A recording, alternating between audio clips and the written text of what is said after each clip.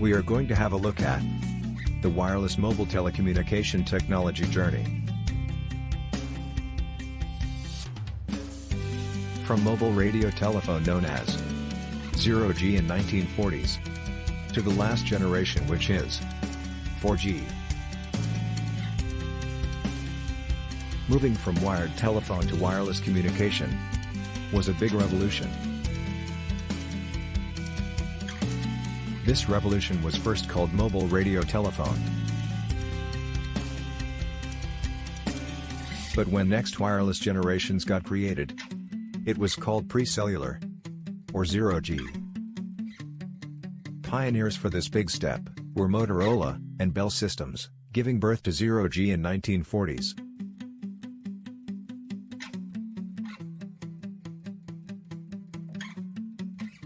But what is the technology behind the 0G?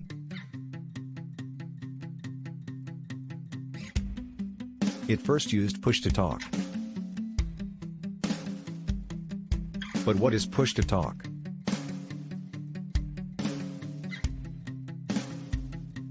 When you press a button to speak and leave it to listen to the other side, it's called push-to-talk. It then got developed, and mobile telephone service, or MTS, and improved MTS, and advanced MTS were introduced, which gave full duplex support and higher voice quality.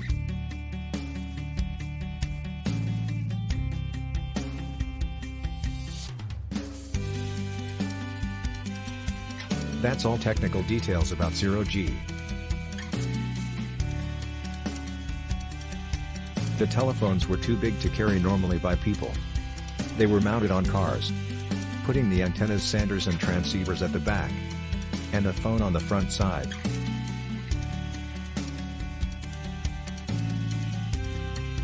Although 0G was a great change, it could not be used by everyone. Another big step forward was needed. And it happened not earlier than 1979. First generation of mobile telecommunications opened wireless doors to everyone, which was of course more convenient. It was first commercially released in Japan, in 1979, by Nippon Telegraph and Telephone, or NTT.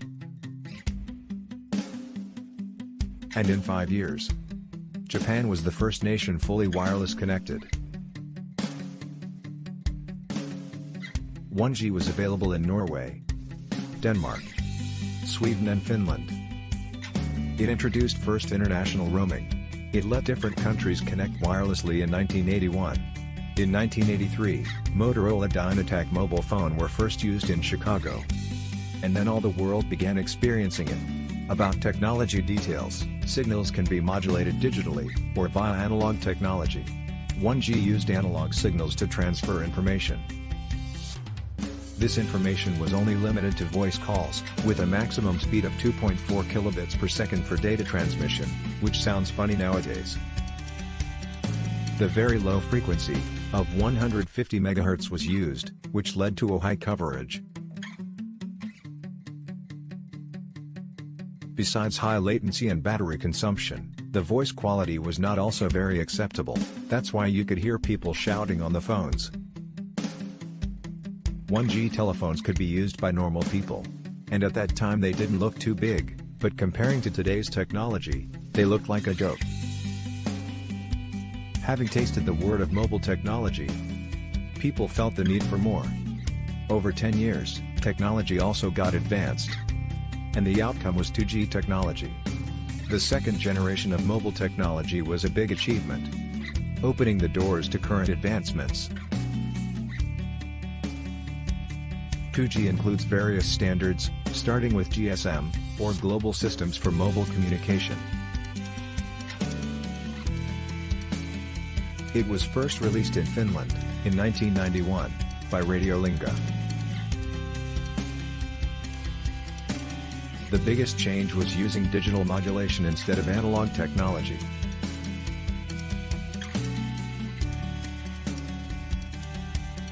It used TDMA, and CDMA, or Time Division Multiple Access, and Code Division Multiple Access. With frequency of 900 MHz, this enabled the maximum speed of 14.4 kilobytes per second, both in downlink and uplink. This led to adding SMS to voice calls, and also increasing the quality of voice calls. You could see that people shout less on the phones. Mobile phones also got way smaller, and more secured.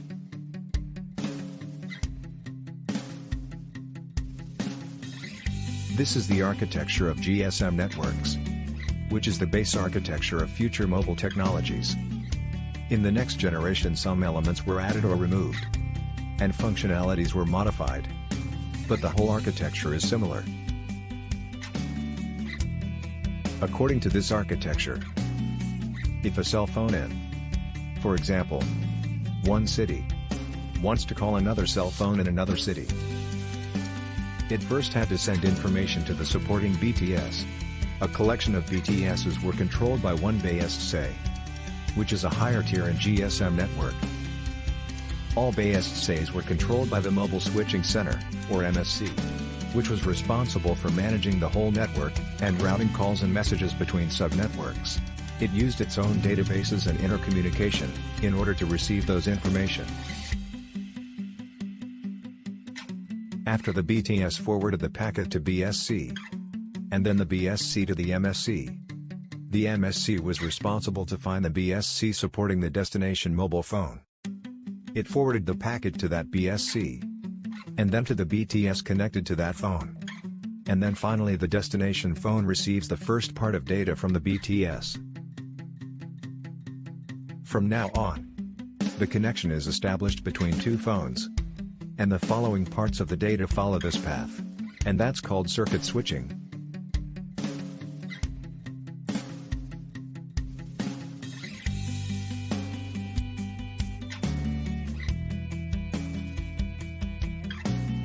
GPRS, or General Packet Radio Service. It was first standardized and released by ETSI in 1993.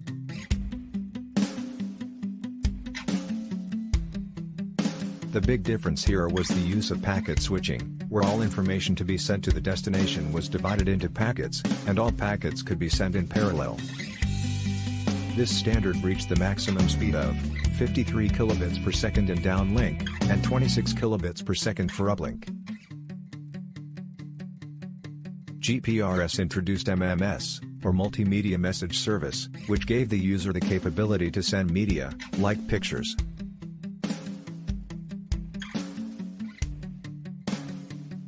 It also supported IP to connect to the Internet.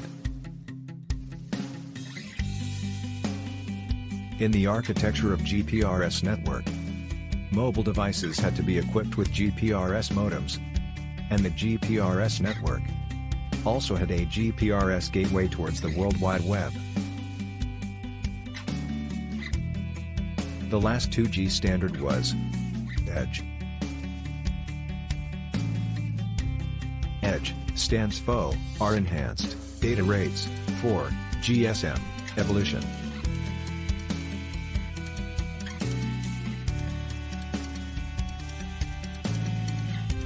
Which is also called 2.75G. EDGE is first introduced in 2003 by AT&T.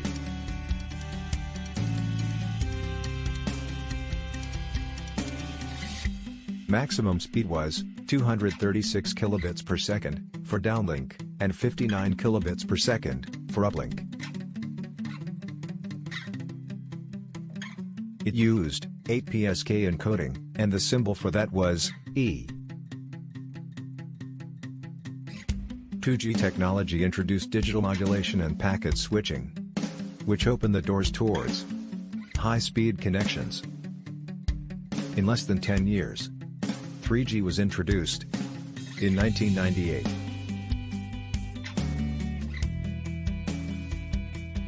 The 3G of mobile networks aimed to increasing speed. The first standards of 3G were WCDMA and UMTS. It stands for Wideband Code Division Multiple Access and Universal Mobile Telecommunication System. 3G was first released in Japan, by NTT, in 1998. But it was not a commercially released. The first commercial release was in South Korea, by SK Telecom, in 2001. Besides CDMA technology, it followed packet switching, using three frequency bands, 850, 1900, and 2100 MHz. WCDMA standard was based on GSM. But UMTS was based on a new standard as 3GPP, and was used mainly in Europe. The maximum speed for 3G depended on the device mobility. For non-moving devices the speed was around 2 megabits per second. While for moving devices like a mobile phone in the cars or on the trains, it reached a maximum speed of around 384 kilobits per second. And streaming services.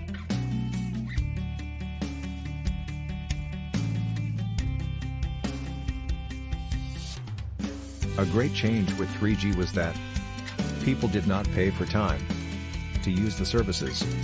It was possible to pay for the amount of data transferred. The 3G after a while introduced two other standards known as HSPA and HSPA+. Let's start with HSPA, or 3.5G. HSPA stands for High-Speed Packet Access. It was based on the enhanced version of WC, with the maximum theoretical speed of 5.76 megabit per second for uplink, and 14.4 megabit per second for downlink. But in practice, this speed was around 200 kilobits per second for uplink, and 500 kilobits per second for downlink. HSPA Plus or 3.75G. It used the symbol H+. It was the evolved version of HSPA. It used MIMO, which is for multiple input multiple output. It used more than one antennas for sending, and more than one antennas for receiving data. It increased network speed to a theoretical value of 22 megabits per second for uplink, and 168 megabits per second for downlink. Since the 3G effort has been increasing data transmission speed, quality, and security. A very dramatic step towards that purpose was 4G technology. Fourth generation of wireless technology is also known as LTE.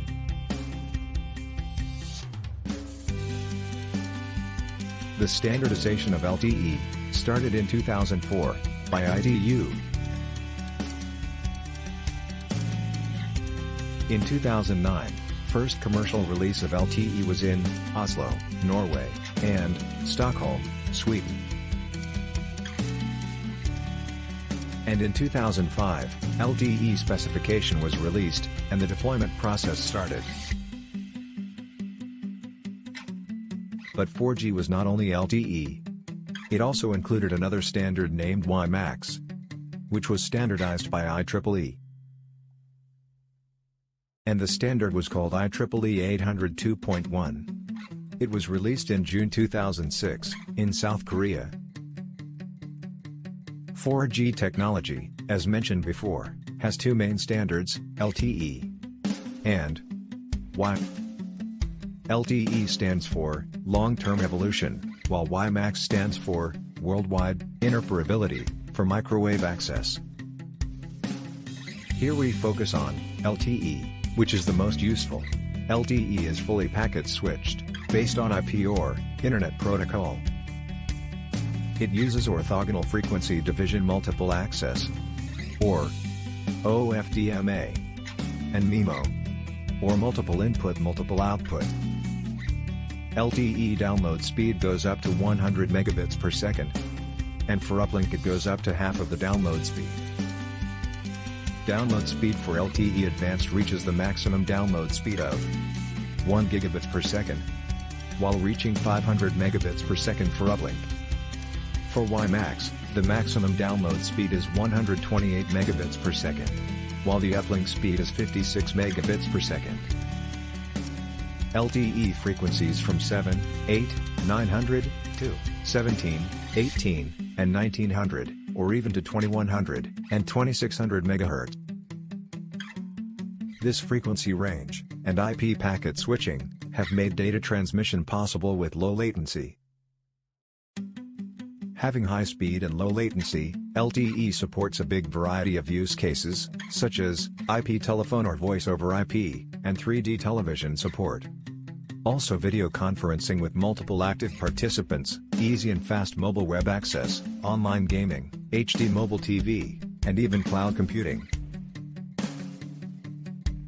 You feel like that is a lot of information, right? So, what about a quick revision? 0G phones were radio phones, and they were dependent on push-to-talk technology.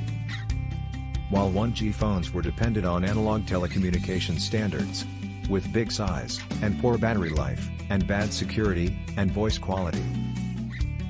The big evolution from 1G to 2G was that, the radio signals used by 1G network are analog, while 2G networks are digital. It also implemented the concept of CDMA and GSM, and provided small data service like SMS and MMS. But before making the major leap from 2G to 3G wireless networks, the 2.5G and 2.75G were interim standards that bridged the gap, and known as GPRS and EDGE. 3G introduced new technology called UMTS. This network delivered a significantly faster data rate. It introduced new services like video calling, mobile internet, and video streaming. And it followed packet switching. And like 2G, 3G evolved into 3.5G and 3.75G, as more features were introduced in order to bring about 4G. They known as HSPA, and HSPA+. 4G purpose is to provide high speed, high quality and high capacity to users, while improving security with lower cost of voice and data services, multimedia and internet over IP, gaming services, HD mobile TV, video conferencing, 3D television, and cloud computing. The key technologies that have made this possible are MIMO, multiple input multiple output, and OFDMA, orthogonal frequency division multiple access. The two important 4G standards are WiMAX and LTE. At that time, people thought they had what they need from mobile telecommunication networks.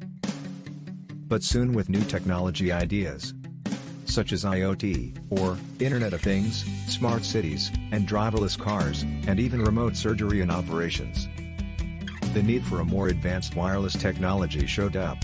5G is thought to be the solution for all dimension targets. 5G, which began deployment in 2019, can deliver enhanced broadband for cell phones, super fast and reliable communication, and machine-to-machine communication. It promises to be 100 times faster than 4G. But beyond speed and connectivity, 5G also has ultra-low latency, and 1,000 times more capacity because it is expanding into new frequencies of the spectrum, and many other things that we are promised with. And we have just to wait for it, because it's gonna be legendary.